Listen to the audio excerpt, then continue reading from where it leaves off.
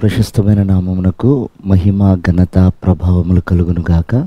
వీక్షిస్తున్న మీ అందరికీ మన ప్రభువైన యేసుక్రీస్తు నామములో నా యొక్క శుభాభివందనాలు తెలియజేస్తున్నాను. ఈరోజు మన దేవుని వాగ్దానం యెహోషువ పుస్తకం 1వ అధ్యాయము 8వ వచనం. దివారాత్రము దానిని ధ్యానించిన ఎడల నీ మార్గమును వర్ధిల్ల చేసుకొనుదెవు.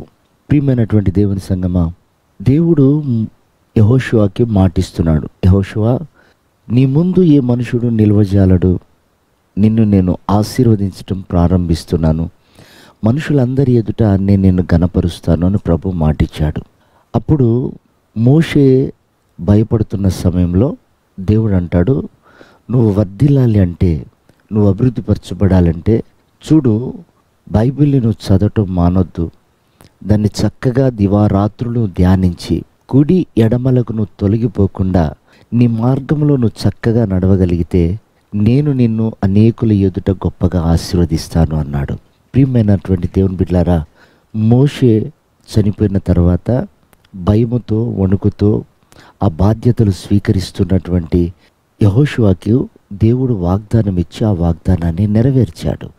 ఈ రోజున కూడా ప్రియమైన వారలారా, మనం వర్ధిల్లాలని చాలా ఆశపడుతూ ఉంటాం, అభివృద్ధి పరచబడాలని ఆశపడుతూ ఉంటాం.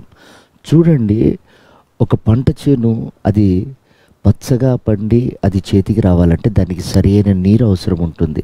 సమయానికి దానికి నీరు ఎరువు వేసినట్లయితే అది చక్కగా పండి చేతికి వస్తుంది. అలాగే మనం వర్ధిల్లాలంటే, అభివృద్ధి పరచబడాలంటే చక్కగా ప్రతిరోజు దేవుని వాక్యాన్ని చదివి దాన్ని ధ్యానించి అందులో దేవుడు మనకి నేర్పిస్తున్నటువంటి మార్గంలో నుండి కుడి ఎడమలకు తొలగిపోకుండా దానిని మనం పాటించినట్లయితే నిశ్చయంగా మనం అభివృద్ధి పరచబడతాం. ప్రియమైన వారలారా, చాలాసార్లు మనం దేవుని వాక్యాన్ని వింటాం, దేవుని సన్నిధికి వెళ్తాం, ఆ వాక్యం మనతో మాట్లాడుతున్నా, వాక్యం మనల్ని హెచ్చరిస్తున్నా, వాక్యం మనల్ని సరిచేయాలని పరిశుద్ధాత్ముడు ఒత్తిడి తీసుకొస్తున్నా మనం విని నిర్లక్ష్యపరుస్తూ ఉంటాం. అభివృద్ధి కనపడదు, ఆశీర్వాదం కనపడదు. చూడండి, ఇక్కడ యెహోషువ అంచెలంచెలుగా దీవించబడ్డాడట.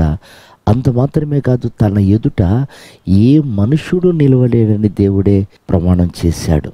నిశ్చయంగా ఈ ఉదయకాలం వీక్షిస్తున్న ప్రియ దేవుని బిడ్డలారా, మనం జయం పొందుకొనుటకు ఒకటే మార్గం.